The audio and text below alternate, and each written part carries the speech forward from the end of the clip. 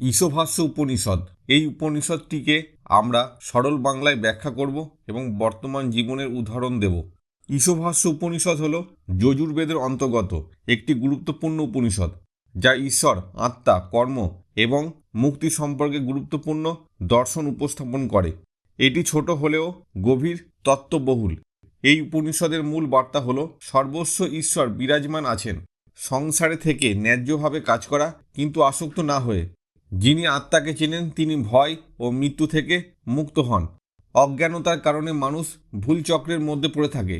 জ্ঞান ও কর্মের মধ্যে ভারসাম্য রাখা প্রয়োজন। ঈশভাষ্য উপনিষদের প্রধান বিষয়বস্তু ব্যাখ্যা। 1. ঈশ্বর সর্বস্ব বিরাজমান।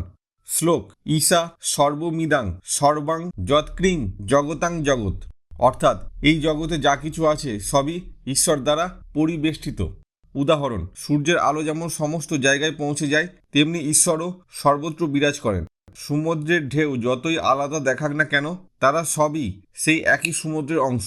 আমাদের চারপাশে গাছ, পশু পাখি, মানুষ সবই ঈশ্বরের সৃষ্টি, তাই সবার প্রতি ভালোবাসা ও দায়িত্ববোধ থাকা উচিত। 2.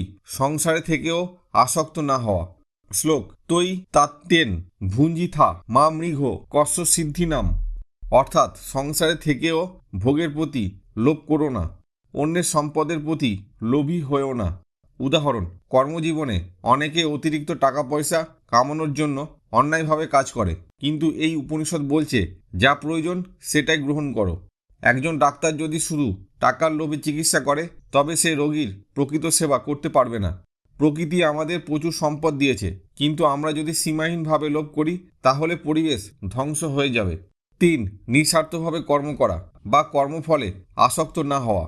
শ্লোক: কুর্বাণ্যয়েবে হ কর্মাণি জি জীবিয়েত শতাং সমা। অর্থাৎ কাজ করো কিন্তু তার ফলে আসক্ত হয়েও না। উদাহরণ: একজন ছাত্র যদি শুধু ভালো নম্বর পাওয়ার চিন্তায় থাকে, তবে পড়াশোনার আনন্দ পাবে না। কিন্তু যদি সে সত্যিকারের জ্ঞান অর্জন করতে চায়, তবে সফল হবে। একজন কৃষক যদি শুধুই ফসলের ফলন নিয়ে চিন্তা করে, কিন্তু চাষের পদ্ধতি ঠিক না রাখে, তবে সে ভালো ফসল পাবে না। আমাদের উচিত কাজের প্রতি মনোযোগ দেওয়া, কিন্তু ফলাফলের জন্য উদ্বিগ্ন না হওয়া। 4. যারা অজ্ঞানতার মধ্যে থাকে তারা একই ভুলের চক্রে পড়ে। শ্লোক: অন্ধাং তম প্রবিশন্তি যে অবিদ্যাং রতা। অর্থাৎ যারা শুধু বাহ্যিক জ্ঞান বা ভোগবিলাসের মধ্যে থাকে তারা অন্ধকারে ডুবে থাকে এবং পুনর্জন্মের চক্রে পড়ে যায়। উদাহরণ: কেউ যদি বারবার ভুল সিদ্ধান্ত নেয় কিন্তু নিজের ভুল স্বীকার না করে, সে সারা জীবন একই সমস্যায় থাকবে। মাদাসক্ত ব্যক্তি যদি বুঝতে না পারে যে সে নিজেকে ধ্বংস করছে, তবে সে বারবার একই ভুল করবে। শুধুমাত্র টাকা পয়সা, বাড়ি গাড়ি নিয়ে ব্যস্ত থাকলে মানসিক শান্তি পাওয়া সম্ভব নয়। এই চক্র থেকে বের হওয়ার উপায় হলো সত্য জ্ঞান অর্জন করা, আত্মাকে চেনা এবং নিজেকে পরিবর্তন করা। 5. জ্ঞান এবং কর্ম দুই প্রয়োজন। শ্লোক: বিদ্যা চা অবিদ্যা চা উভয়ই প্রয়োজন। অর্থাৎ শুধু জ্ঞান বা ধ্যান করলেই হবে না, কর্ম করতে হবে। উদাহরণ: যদি কেউ শুধু ধর্মগ্রন্থ পড়ে কিন্তু বাস্তবে ভালো কাজ না করে, তাহলে তার জ্ঞান মূল্যহীন। একজন ডাক্তার শুধু বই পড়ে, যদি অপারেশন না শেখে তবে সে দক্ষ হতে পারবে না। শুধুমাত্র জ্ঞান অর্জন করলেই হবে না, সেই জ্ঞানকে কাজে লাগানো দরকার। একমাত্র ধ্যান করলেই মুক্তি আসবে না, বরং সৎকর্মও করতে হবে। 6. ভয় জয় করা ও সত্যিকারের মুক্তি পাওয়া। শ্লোক: অন্য দেবাহু সংভবাত্ন দাহু রসং ভবাত। যারা আত্মাকে চিনতে পারে তারা ভয় ও মৃত্যুর ঊর্ধ্বে উঠতে পারে। উদাহরণ: একজন শিশু যদি অন্ধকারে ভয় পায় কিন্তু আলো জ্বাললে ভয় কেটে যায়, ঠিক তেমনি যদি আমরা জানি আমরা এই দেহ নই বরং চেতন আত্মা, তাহলে মৃত্যুর ভয় থাকবে না। আমাদের দৈনন্দিন জীবনে অনেক সমস্যার মুখোমুখি হতে হয়, কিন্তু যদি আমরা আত্মবিশ্বাসী ও স্থির থাকি তাহলে ভয় জয় করতে পারবো। শিক্ষা: যে ব্যক্তি আত্মা ও ঈশ্বরকে চেনে সে আর ভয় পায় না। বর্তমান জীবনে ঈশ উপনিষদের শিক্ষা: ঈশ্বর সর্বত্র আছেন, তাই সব কিছুকে সম্মান করতে হবে।